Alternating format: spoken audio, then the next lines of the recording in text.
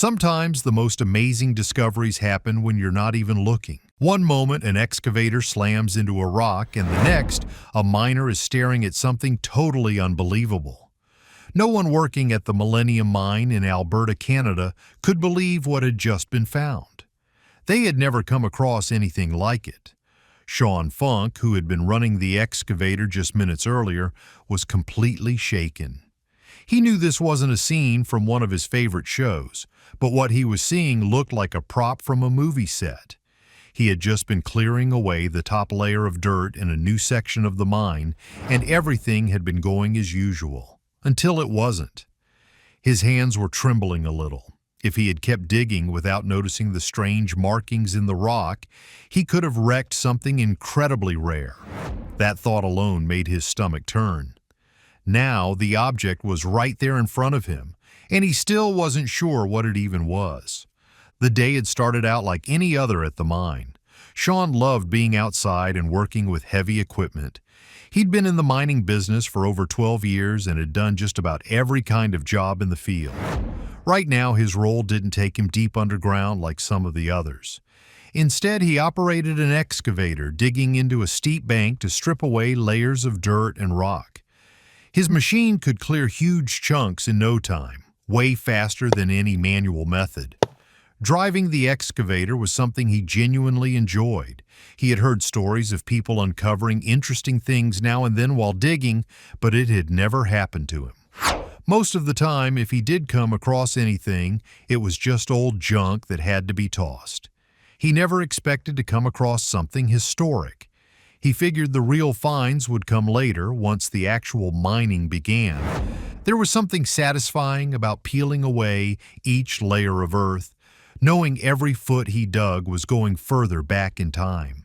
As he worked, a bit of oil and water began to seep into the space he'd just opened, so he took extra care. Then something caught his eye. The dirt looked off. He couldn't explain it, but some of the rocks seemed different. That's when he decided to slow things down. The bucket of the excavator hit something solid and he paused. He could have easily powered through it, but something told him to stop. He got out and walked over for a better look. Up close, the rock wasn't quite as hard as he first thought, and he noticed something inside, something large and clearly not just another rock. His gut told him it was important. Thank goodness he hadn't kept digging. Now his focus had shifted. Whatever this was, he had to protect it. He grabbed his radio and called for backup, then dropped to his knees and started digging with just a shovel. The last thing he wanted was for the rock to sink deeper into the muddy ground. If that happened, they might never find it again. Or worse, it could break apart. His breathing was fast and his heart was pounding. He knew he couldn't do this by himself. Then he heard voices. His co-workers were arriving. He had never been so relieved to see them. They jumped in right away to help, carefully working around the rock, digging just enough to free it without causing damage. Once there was enough space, they slid boards underneath to keep it from sliding deeper into the wet soil. They were all covered in mud by that point, but none of them cared. They still didn't know what exactly they'd found, but deep down, they knew it mattered. The rock was still shifting slightly, and they wanted to raise it just enough to add more support underneath. They'd need to bring in someone from a museum to figure out what they were actually dealing with. Sean climbed back into the excavator and slowly eased the bucket under the rock. He was more nervous than he'd ever been on the job, and this was a guy used to handling explosives in mining. But now he was sweating over moving a single rock. He almost laughed at himself, if he wasn't so anxious, that is. Then something happened that made his stomach drop.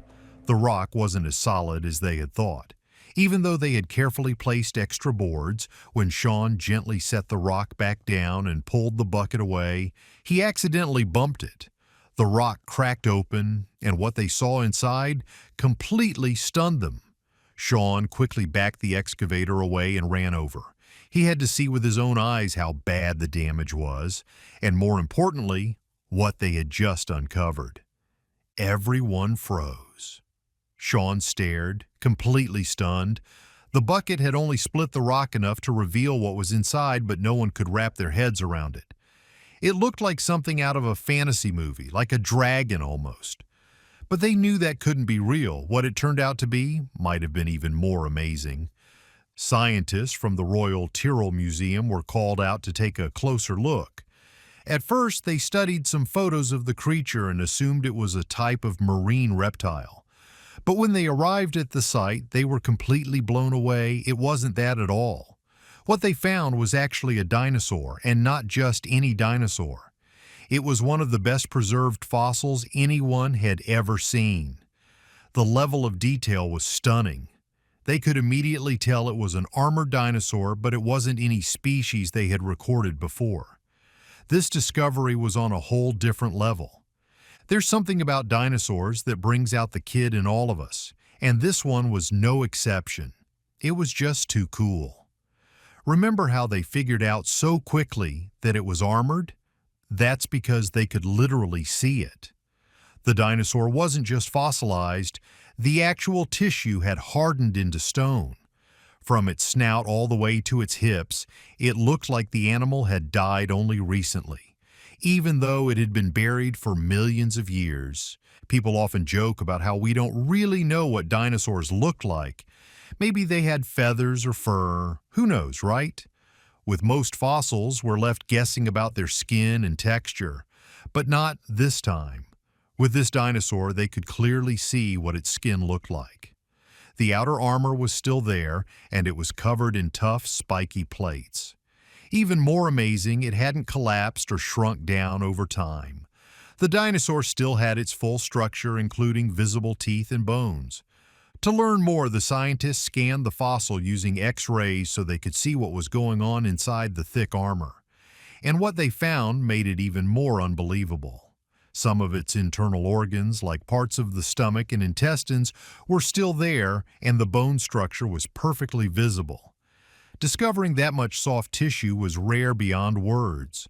One expert summed it up best. It wasn't like finding just a skeleton. It was like finding a dinosaur almost exactly as it was when it walked the earth.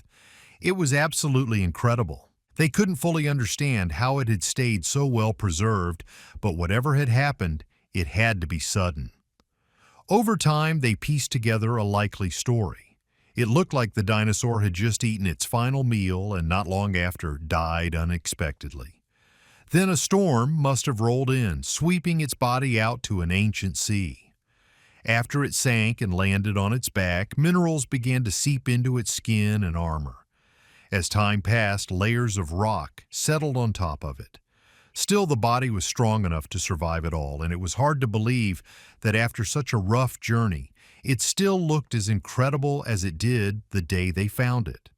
Now all that was left was getting it safely to the museum. It was time to carefully remove it from the soil and prepare it for transport. A few smaller pieces had already broken off over the years, but the biggest part of the fossil was still inside the large rock Sean had uncovered. They had hoped to lift it out in one solid piece, but it turned out to be more fragile than they thought. As they began moving it, the weight was too much, and the fossil broke apart. Sean and the rest of the team were there watching, and it was hard not to feel crushed seeing it fall apart like that. But that didn't mean all was lost. They carefully stabilized each broken section, wrapping them and sealing them with plaster. Then every piece was transported to the Royal Tyrrell Museum in Alberta. Fossils found in Alberta automatically belonged to the provincial government, so there was no question about ownership. The museum team got to work right away. It would take years to fully uncover the fossil, remove all the rock, and rebuild it so it could be seen on display. But as they cleaned and studied it, they started learning even more about the dinosaur. They confirmed that it was a plant eater that walked on all fours and grazed on vegetation. As mentioned before, it had armor-plated skin with rows of spikes and a long tail. Since this was the very first time a dinosaur like this had ever been found, the team wanted to learn as much as possible. They gave the new species a name, Notasaur. It turned out to be huge. Just in its fossilized state, it weighed around 2,500 pounds. That's over 1,133 kilograms and well over a ton. Based on that, they estimated it would have weighed close to 3,000 pounds when alive, more than 1,360 kilograms and roughly 1.3 tons. It measured around 18 feet long, or 5.5 meters. That's massive for a plant eater. It really makes you wonder how much food it had to eat every day just to keep going, and what kinds of plants could fuel an animal that size. They could make a pretty good guess about what he might have eaten based on the plants that grew in the area, but this dinosaur was about to reveal something even more valuable. Remember how his stomach was still preserved inside the fossil? Well, not only could they find the stomach, but he had eaten shortly before he died, meaning the contents of his last meal were still inside. And those plant remains? They were incredibly well preserved. Scientists were able to take samples and compare them to modern plants we see today. That even helped them narrow down where exactly he had lived before he was swept into the sea. They didn't have to wonder what he might have eaten. They could see it with their own eyes.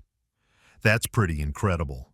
His body didn't just show how he died, it told the story of how his entire species had lived.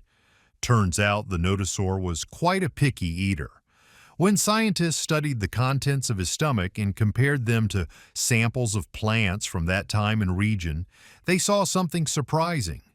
The landscape had plenty of horsetails, lily pads, and conifer plants, but none of those were in his stomach. He had passed up some of the easiest plants to find and went after very specific ones instead. He clearly loved soft fern leaves. But even then, he didn't eat just any fern. He only went for certain kinds, ignoring others that often grew right next to them. Somehow, he was able to find enough of his favorite ferns to keep himself going. His last meal didn't just show what he ate, it helped scientists learn even more. By studying the age and growth rings of the plants he'd eaten, they could tell how far into the season it was. It turns out he died not long after eating, and the plant maturity suggested it was likely late spring or early summer when that happened. It's pretty amazing how much we can learn about a single animal's life, even millions of years later. His stomach still had more to tell. Along with the plant material, scientists found something surprising: charcoal. That meant he had eaten in an area that had experienced wildfires sometime between 6 to 18 months before he died. That's just enough time for fresh, green ferns to grow back through the burn scars.